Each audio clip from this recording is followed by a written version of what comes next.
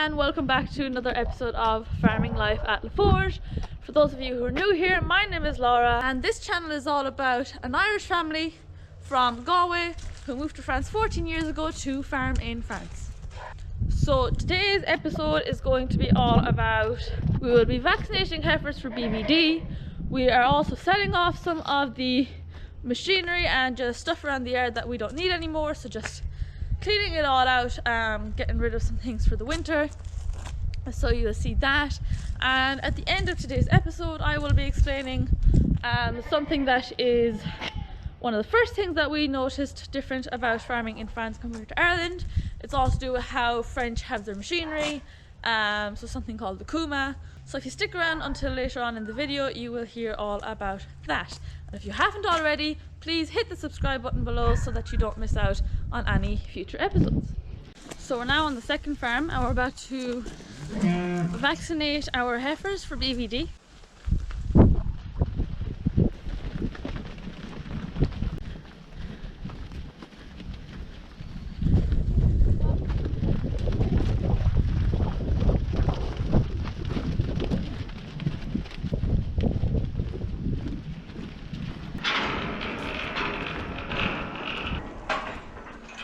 Use the chain or? That's it. You use the chain? Yeah.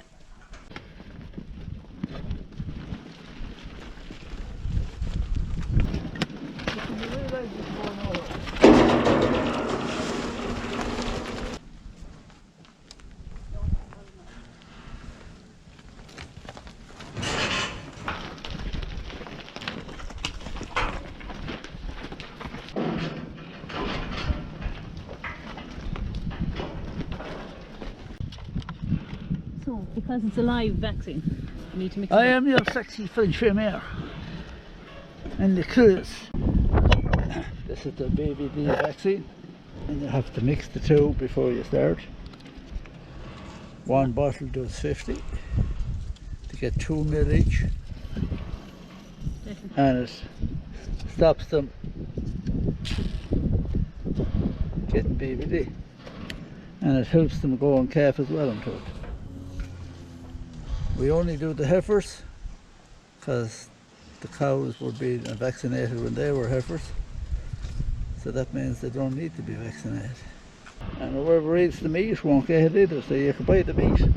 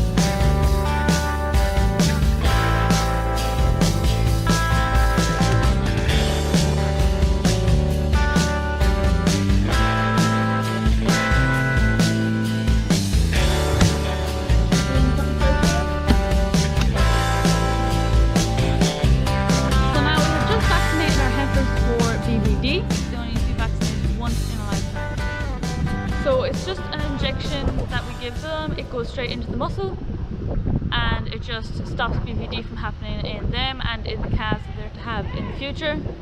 So we give it to them a month before we put them with the bull, and then we also have to inject the bull, and then once they're all treated, we shouldn't have any problems with BVD in calves, but we'll know as well if the treatment worked when we tag them, that it takes that bit of cartilage like we did last time and send it off, and then they get tested either positive or negative.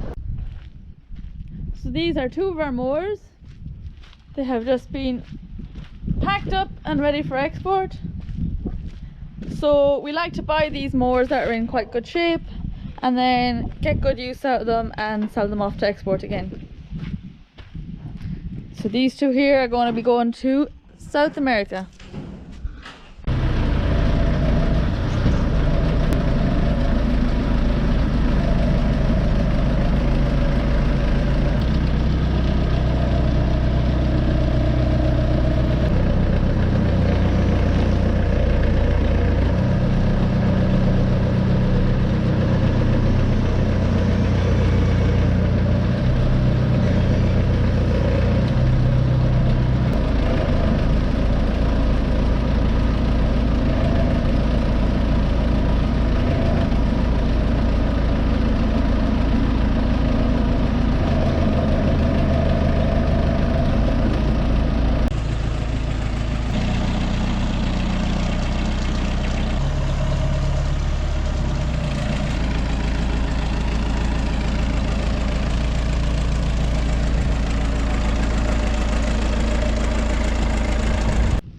So now that's the two mowers gone, the next thing for sale is this old car. It's an old French Juba 4, and now someone is on their way now to pick this up today as well. So that will be two sales today. Sightings of an ass and cart. You showed me. Packers and all 200 euro. How did you get out?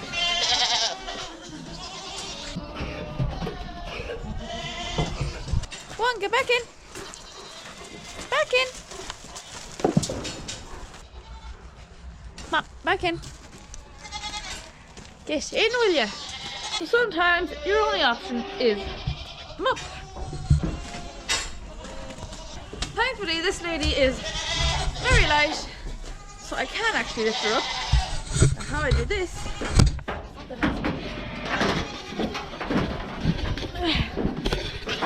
Ah, she's in.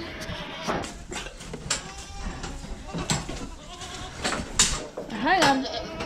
There was three of you. Right, we got one. Come on. Jump. Jump. Come on. Daisy, get. One down. Or two down. One to go. Come on. Down, Jesse.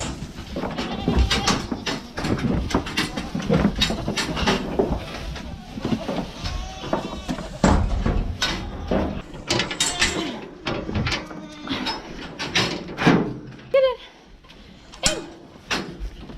In. So if anybody's thinking about getting goats, don't. So as I mentioned earlier about the CUMA, so back in 2006 when we bought the farm here in France, we bought the farm lock, stock and barrel, meaning that we bought the sheds, the land, the livestock and the machinery. Included in this was the previous owner's shares in the CUMA.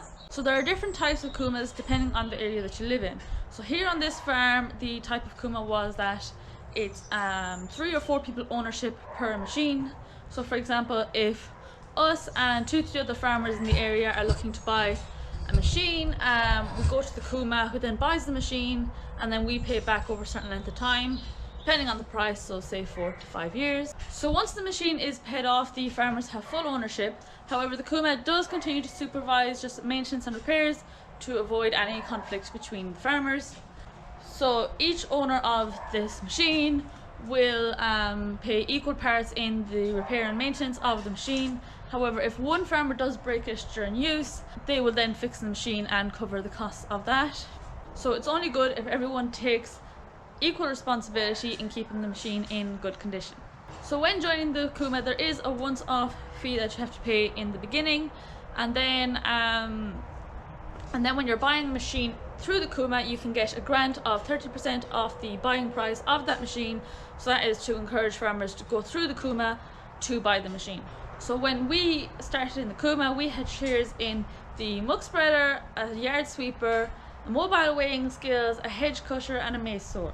So the upside that we found in being part of the CUMA is that it is a great way to be able to buy machinery that you might not be using every day, especially if it's expensive machinery. So it just lowers the cost and it really helps you get set up at the very beginning.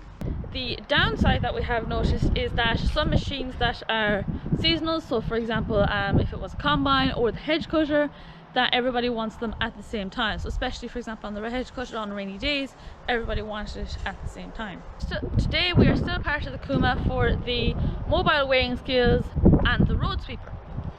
So the muck spreader that is here behind me, we were part in the CUMA, however all the other owners of it retired, so then it got handed down to us. And as for the hedge cutter that we had shares in, we gave up on that because like that everybody wanted it at the same time, so especially when it was raining, so finding the time to get out and do the hedge cutting as well as having to go pick it up and put it on the tractor every time became too much of a hassle. So the hedge cutter we bought 10 years ago, we got it used. It's the Normat 8 meter long telescopic hedge cutter. So we haven't had any real problems with it other than a few small problems with the electrics. So the only other type of CUMA that we know of is for other big tillage areas. So the CUMA would then own all the machines that are needed, and if you are members of the CUMA, so again you have to have a fee to be with them, and then you get to rent, you can rent off whatever machines you need at that time, and you are only charged for the usage. So for example, if you rent out a trailer, there is a monitor on the wheel of the trailer that sees how far it's gone, and then you pay just for that. So that's it for this episode. Thanks for watching. I hope you enjoyed it. When we hit 200 subscribers, we will be doing a full episode on why we moved to France, the challenges that we faced at the very beginning, and the main differences that we noticed between France and Ireland. So if you want to see that, make sure you subscribe. Until then, see you next time.